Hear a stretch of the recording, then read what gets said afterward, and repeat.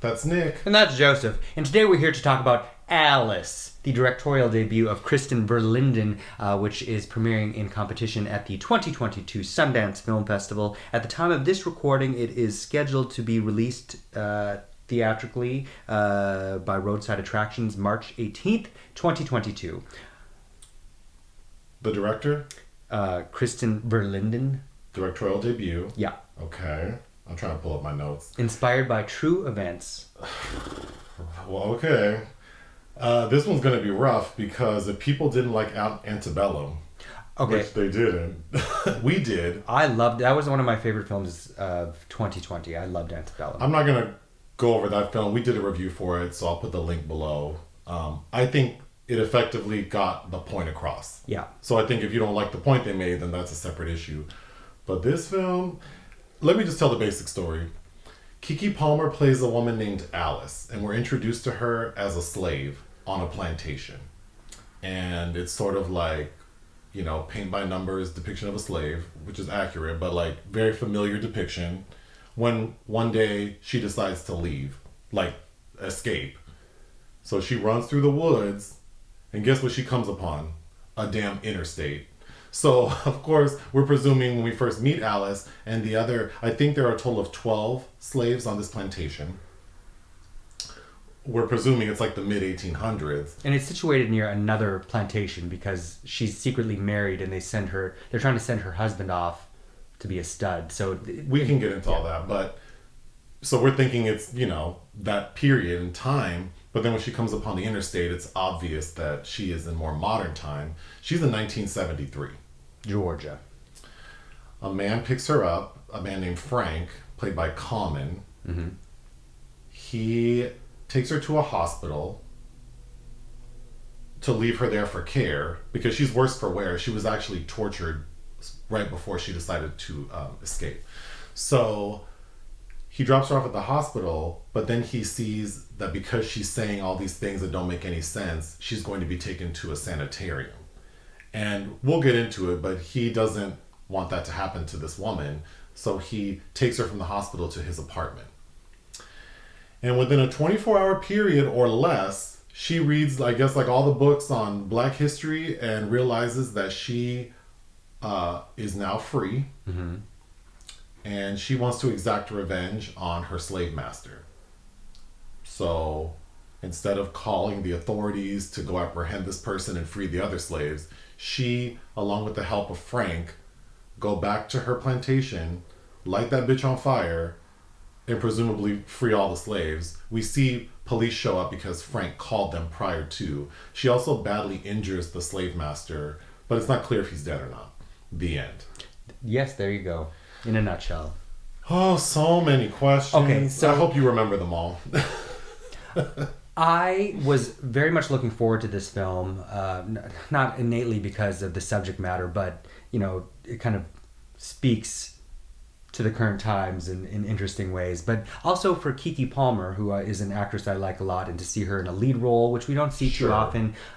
You know, all the production stills I'd seen from it. I do like Common as well. I was looking forward to this film. I was as well. And then it's about half an hour into it, it just became evident that this script is not up to par and is kind of entrenched in a kind of earnestness that doesn't, you know, propel the material forward. It really was deserving of a different tone entirely. And I also got the sense that maybe the director was trying to go in the direction of kind of this a fable almost, but that doesn't work for me either. Like, the energy is all off with everything, and I feel like Keke Palmer's performance is really good, but it's also entirely wasted in this material, especially with some of the lesser known co-stars, where the acting is quite wooden.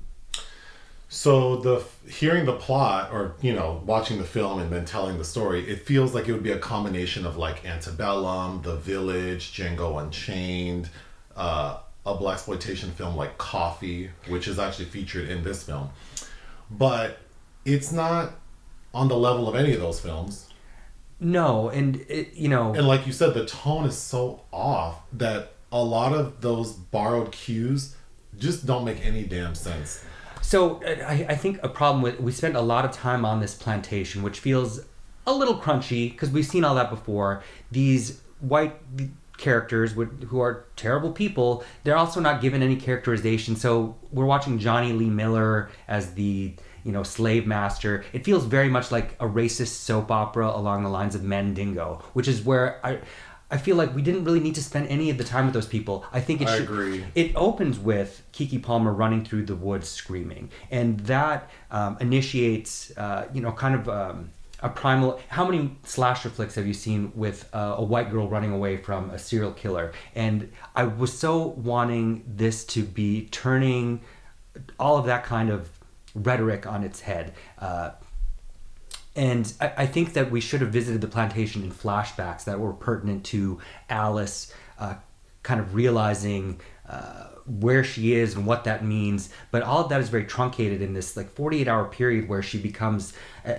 it's kind of like if Venus de Milo and the half shell arose in the water looking like Angela Davis and Pam Grier. And then it becomes... Well, let's explain totally that. fantastical. Let's explain that. So when Common takes Keke back to his apartment, he gives her some old clothes of his that he says are the smallest he has, and then he goes off to work the next day. So while he's gone, she just randomly grabs books he has. Well, the first book she grabs, she opens it up right to, it's like an encyclopedia, and she opens it right up to the page with the word slave. And Keke, her character can read because her slave master taught her enough so she could read to him. But the intention was not for her to understand anything. But she is able to. So she reads what the definition of a slave is, understand that she's that. Then she picks up another book and opens right up to the Emancipation Proclamation, and then understands that as a slave, she is now free. Then she starts reading about the civil rights movement, and this is all taking place in an afternoon. She has all of Black history and ethnic studies in an afternoon, and then they go to see the film Coffy. But also in the sequence, she's also learning how to use a phone book. The night before, Common shows her a phone. Mm-hmm. Keeping in mind, when he picks her up, this woman was born into slavery and apparently has never known anything else. He picks her up in this semi-truck because he's a truck driver. And of course she's freaked out, what is this machine? Who are you? What is this radio thing? Takes her to the house. Of course, just everything she sees. Even that characterization feels odd. I feel like that woman would be shell-shocked. Yes. But they get back to the apartment and he shows her a phone and she picks it up and knows to put it to her ear, and then she gets freaked out because it rings or she hears a dial tone. Then the next day, because he also showed her a phone book, and he says, oh, everyone should be in there except for Miles Davis and you won't celebrities. You won't find celebrities, but anyone who lives in the area should be in here. So she, after learning all about Black history in an afternoon, is looking for the ex-wife of her slave master, because on the plantation she knew that the slave master had a child who would come to visit. Okay, so she finally gets through all the Rachel Bennetts in the phone book and contacts this lady and says, I'm free and I want to meet you. So meet me down at the diner tomorrow. That night... Cuts off her braids. Okay. You explain that she looks like Venus de Milo because Keke Palmer's gorgeous and she has a transformation from what looks like, what we think of a slave to Pam Grier. Or Angela Davis. Yeah. Super glam, super snatched. She looks fantastic, which is just so unbelievable. But that is precipitated by her going to see Coffy in the theater, which I think is such an odd choice.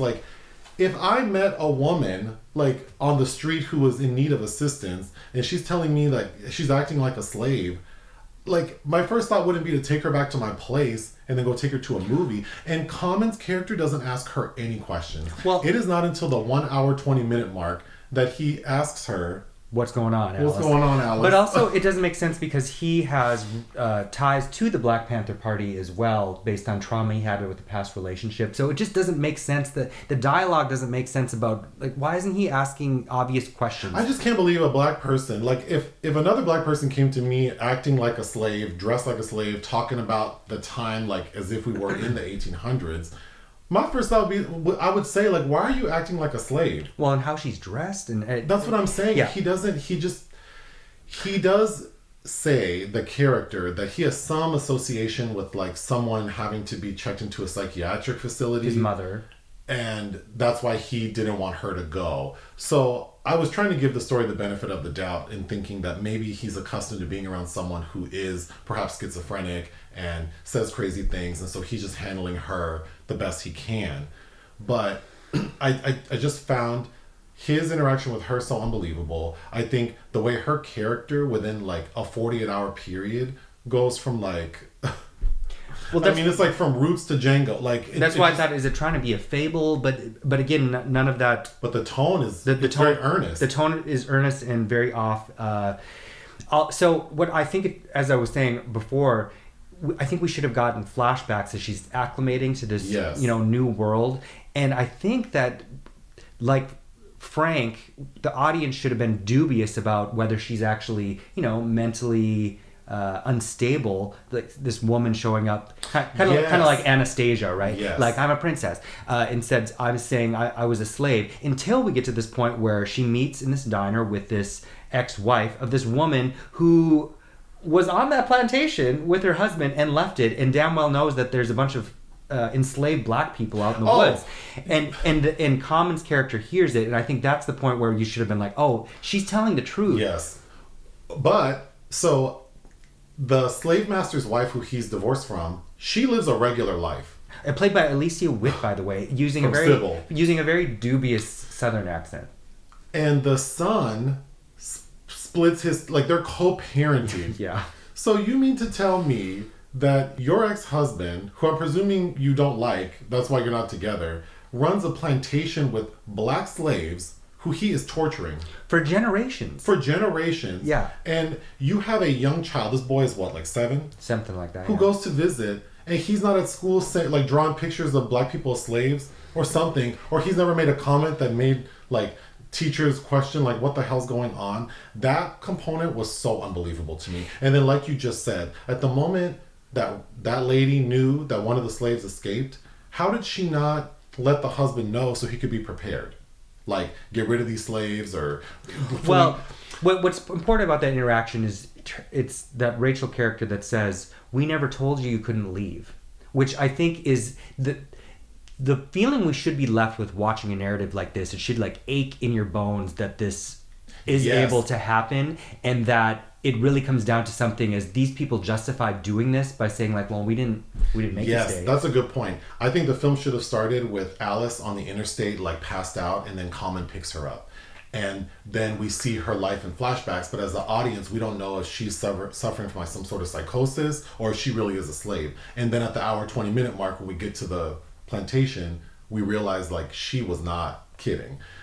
And yes, I think that it's just a missed opportunity. It is, like, and it's been interesting. Like, Common is working for his brother, who owns a blackberry farm, which is interesting. There's a scene where he's got blackberry juice. Yeah, he's like, "Do you have any milk?" Because he feeds her a bologna sandwich, and he's like, "I don't have milk, but I have blackberry juice." There are just so many more subtle ways that this film could have also, if we had to spend so much damn time in this plantation, that because Keke's reading. Alice is reading all the time, and she picks up a copy of Anna Karenina, and it's like, all of those books, were they all printed in the 1800s? The details are missing. Yes, like, yeah. So this Alice is reading books, like, she can read and understand what she's reading. So does that mean that the slave master was procuring books that were printed, like, in the 1800s, so she wouldn't think, like, why was this printed in 1973? I think it would have been interesting to see, like, on his bedside table, he's got, like, Diary of a Mad Housewife or something. Like some kind of modern literature. Yeah,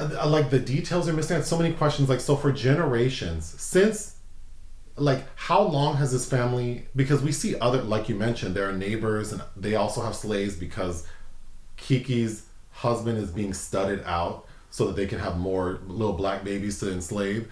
So it's like, how long has this been going on?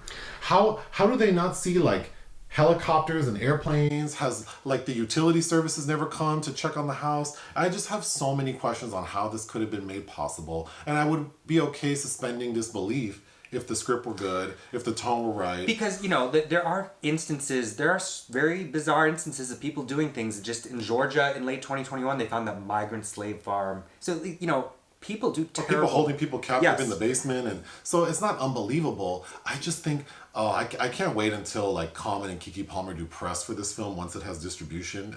It does have distribution. It does? Yeah.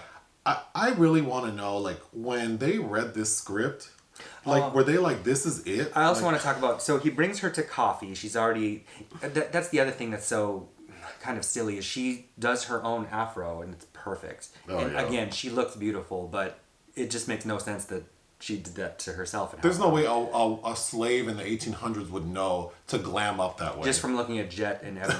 But he takes her to Coffy. And this feels like it's also playing with blaxploitation tropes. And, the iconicity of Pam Grier, we can't forget that Pam Grier's characters often went through sexual assault.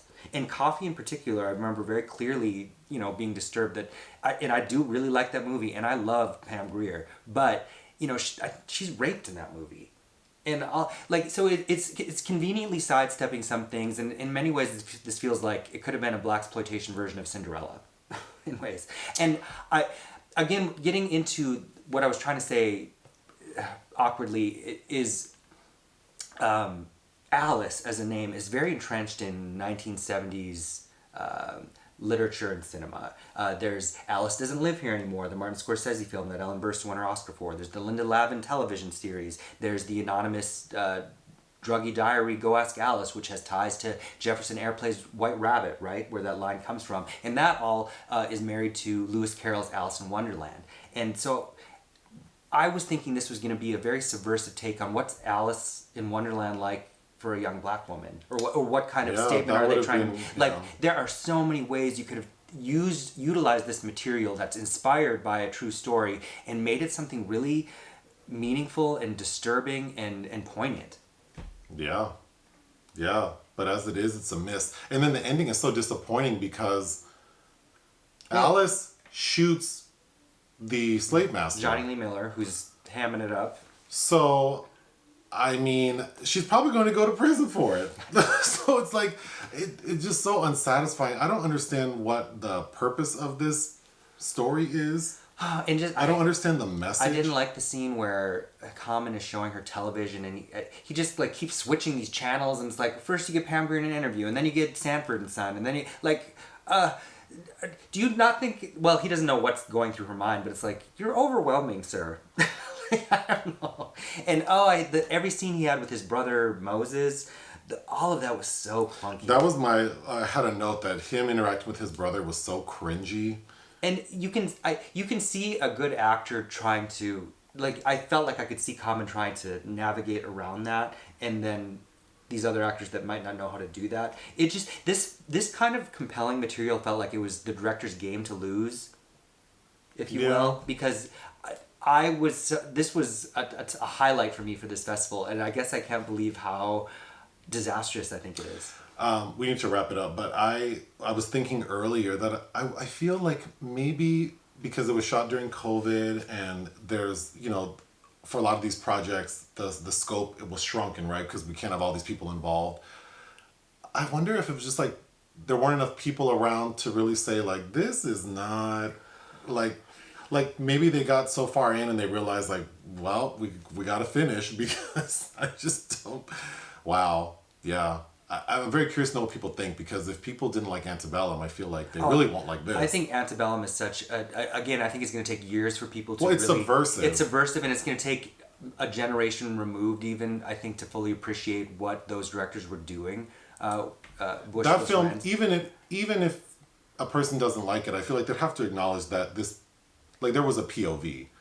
In this film, I'm so confused. That builds to a crescendo and a catharsis, and really does speak to the underlying issues of our times. But what would you give it? I'm being fair, I think, and giving it 2 out of 5 because I think Keke Palmer is good. It's just, except for that scene where she's doing the reading, that was not, but I mean, again, that's not her fault. She's being called upon to read aloud the script, but I think that her emotional capacity by far surpasses everybody else in this film, and she's really worthy of a better script. I would give it 1.5, but I agree. Keke Palmer she does do a good job with what she was given, and I do really like her. Same. Anything else? Sorry to this woman. Yeah. Bye. Bye.